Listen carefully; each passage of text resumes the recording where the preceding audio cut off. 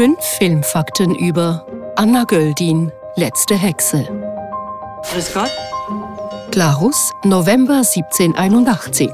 Die Tochter einer angesehenen Familie findet in ihrer Frühstücksmilch Stecknadeln. Schau mal, was ich gefunden habe. Eine Guffe. Der Verdacht fällt auf die Dienstmagd Anna Göldin, von der sowohl der Hausherr wie auch die Tochter fasziniert sind. Tante Anne Mikli hat schon wieder eine Guffen. Hier im Brot. Was?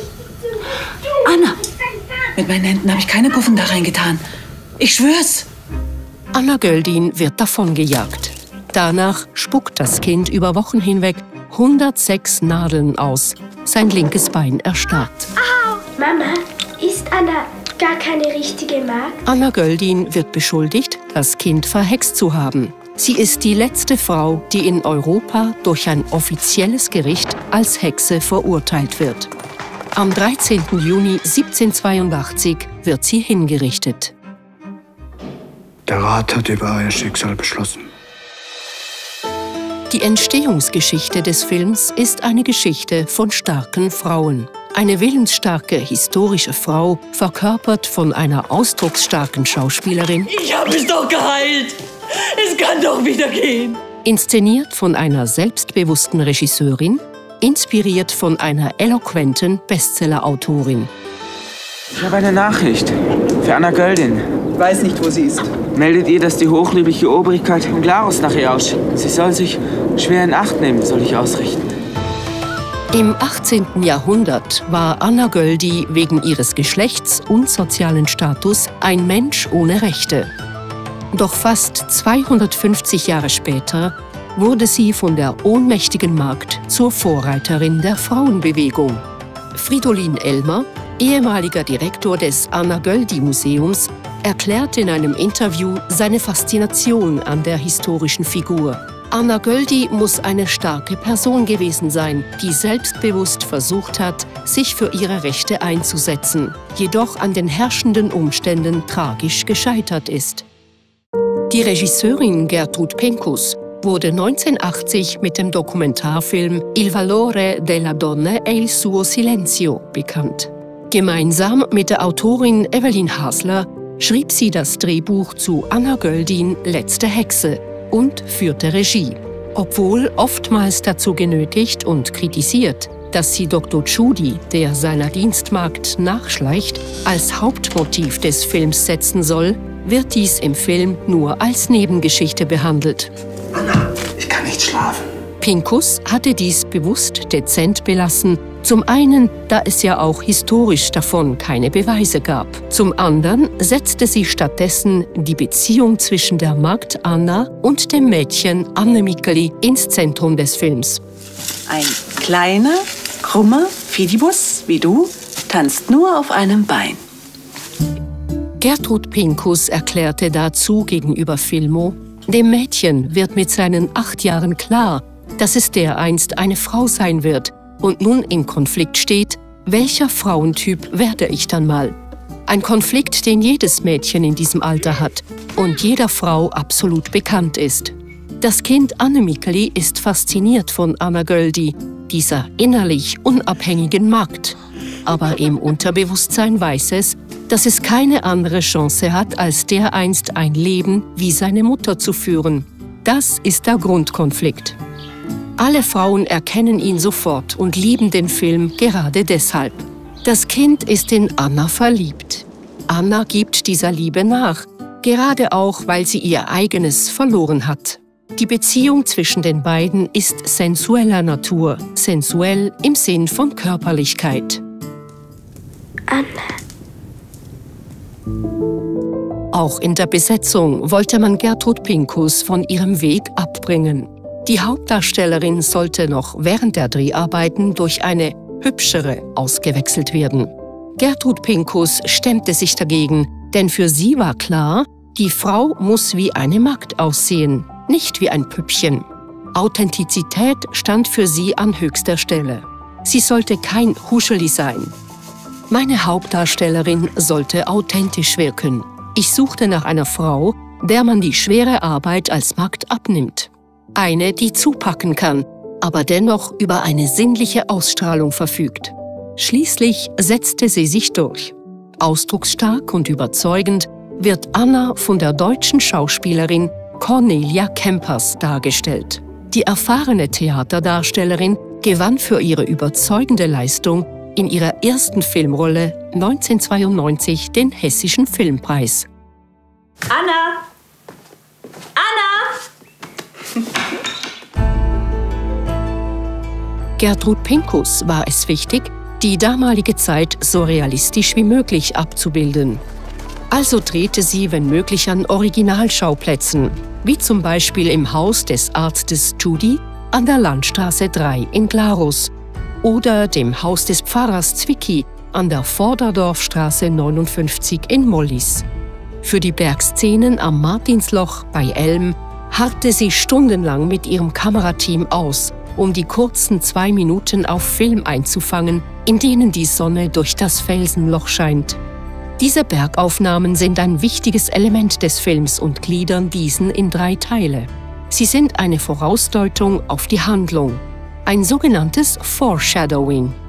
Der Sonnenaufgang als Anna Göldis Ankunft bei der Arztfamilie Tschudi. Die dunklen Wolken vor dem Martinsloch als Vorbote des kommenden Unheils. Und zuletzt der Sonnenuntergang.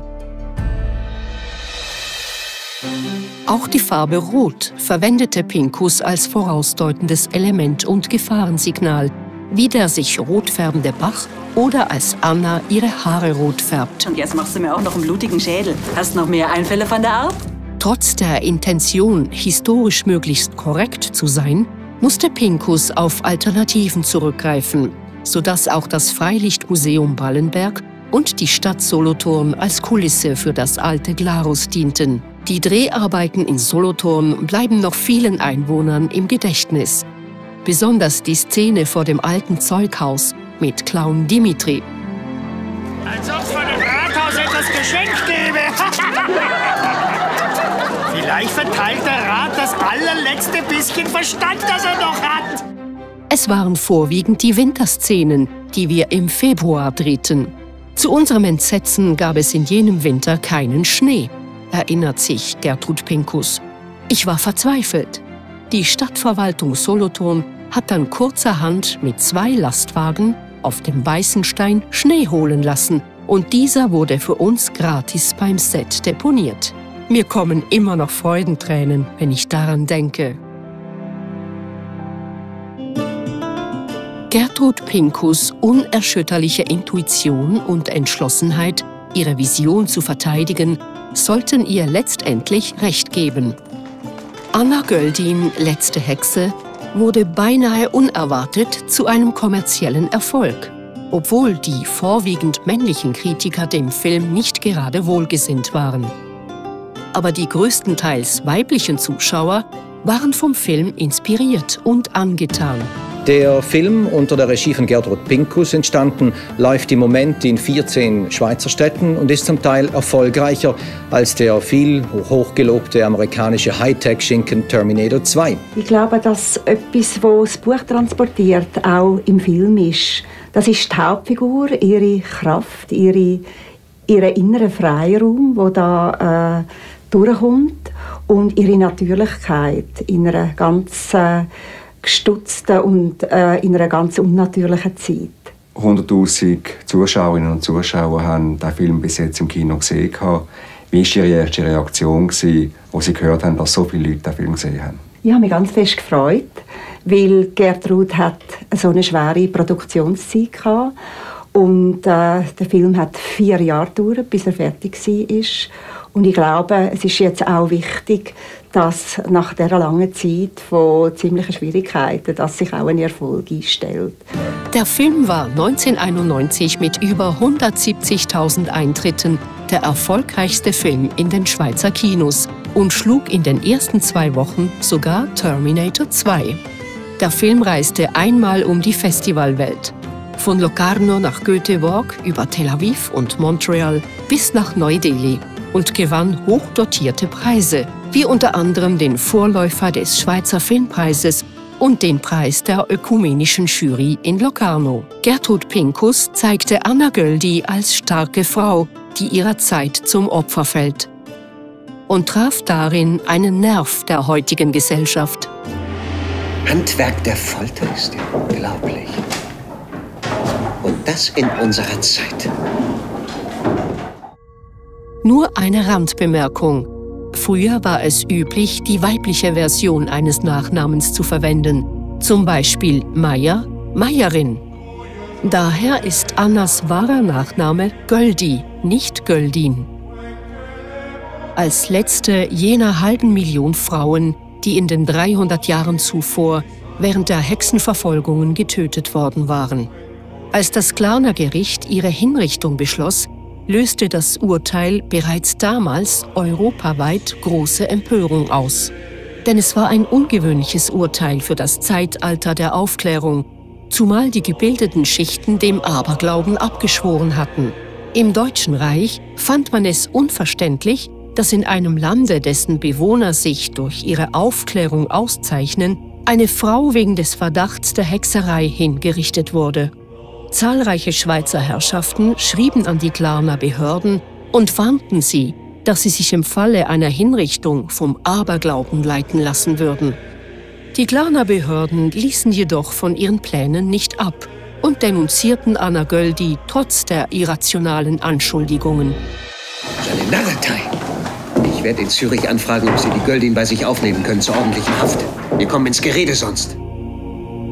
Gerichtet wurde in den I-Gruben, damals Ingruben, wo sich heute der Parkplatz des Kantonsspitals befindet, unterhalb des Sonnenhügels in Glarus. Vor nicht allzu langer Zeit nannte man ihn noch Galgenhügel. Die Überreste von Göldi wurden nach der Exekution, der wohl hunderte Schaulustige beiwohnten, beim Galgenplatz verscharrt, da eine ordentliche Beerdigung für Hexen nicht vorgesehen war. Als 1926 eine Straße gebaut wurde, wurden beim Aushub Knochen gefunden. Die Behörden gaben daraufhin bekannt, dass es sich um Katzenkadaver handeln würde. Also wurden die Knochenreste und somit auch Anna Göldis Gebeine entsorgt. Oh Gott, pauvre petite Anne-Marie. Heute ist der Fall aufgearbeitet. Nur das eigentliche Motiv, warum Tschudi dafür sorgte, dass Anna Göldi hingerichtet wurde, darüber kann nur spekuliert werden. Dass es zu einer Aufarbeitung kam, ist einerseits Evelyn Hasler zu verdanken. Sie veröffentlichte 1982 ihren viel diskutierten Tatsachenroman Anna Göldin, letzte Hexe, welcher Gertrud Pinkus als Vorlage diente. Für ihren Tatsachenroman verwendete Evelyn Hasler die Originalprozessakten, die historischen Aufzeichnungen des Kantons sowie Jakob Winterlers Buch Der Anna-Göldi-Prozess im Urteil der Zeitgenossen von 1954. Dass die Prozessakten überhaupt erhalten sind, ist erstaunlich. Der Gerichtsprozess wurde als Geheimprozess eingestuft. Nichts durfte nach außen dringen. Wäre da nicht der Gerichtsschreiber Johann Melchior Kubli gewesen, im Film gespielt von Dominik Horwitz, der eine Abschrift der Akten heimlich weitergab. Das hier, das sind Worte, Worte der Wahrheit, Worte der Gerechtigkeit. Vielleicht war er sogar der erste Whistleblower der Geschichte. Alle reden davon. Alle wissen es. Unser Kind ein Krüppel. 2007 ist es dann dem Juristen und Publizisten Walter Hauser gelungen, in einer großen Recherche bis dahin unbekannte Quellen zu sichten und seine Ergebnisse in seinem Sachbuch Justizmord an Anna Göldi zu veröffentlichen. Dies war dann der ausschlaggebende Faktor für die Rehabilitierung Anna Göldis im Jahr 2008, als sie offiziell vom Glarner Landrat richtiggestellt und ihre Hinrichtung als Justizmord bestätigt wurde. Der erste belegte Justizmord der Geschichte. 2007 wurde auch die Anna Göldi Stiftung gegründet. Die Stiftung verleiht seither jährlich am Anna Göldi Gedenktag, der Tag ihrer Hinrichtung am 13. Juni, den Anna Göldi Menschenrechtspreis. 10 Jahre später eröffnet die Stiftung das Anna Göldi Museum in Eneda, wo unter anderem eine Replika des Richtschwerts und die originalen Dokumente zu sehen sind. Das Museum gilt heute als Vorzeigemodell für eine lebendige Erinnerungskultur. 2014 ließ die Stadt Glarus ein Mahnmal errichten. Aus 2 runden Fenstern im Dachgeschoss des Gerichtsgebäudes leuchtet tags wie nachts Licht. Auf einer Tafel steht dazu: "Dort oben scheint das Licht."